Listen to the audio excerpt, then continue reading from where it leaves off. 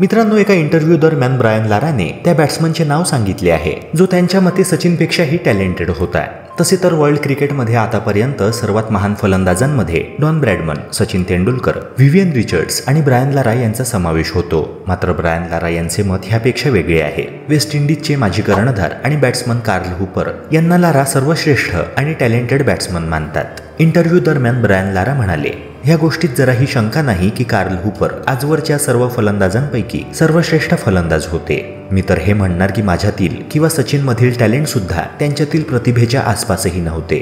मित्रांनो, Brian Lara यांनी Carl हुपरबद्दल जे गौरवोद्गार काढले आहेत ते सध्या सोशल मीडियावर तुफान व्हायरल होत आहेत। हुपर हे वेस्ट इंडिजचे माजी कर्णधार होते। 102 टेस्ट मॅचेसमध्ये त्यांनी 5762 धावा तर 227 वनडे मॅचेसमध्ये 5761 धावा बनवल्या होत्या।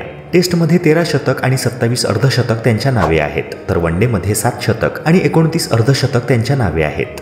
मित्रांनो, तुमच्या मते क्रिकेटच्या इतिहासातील आजवरचा सर्वश्रेष्ठ फलंदाज कोण? कमेंट सेक्शनद्वारे नक्की कळवा।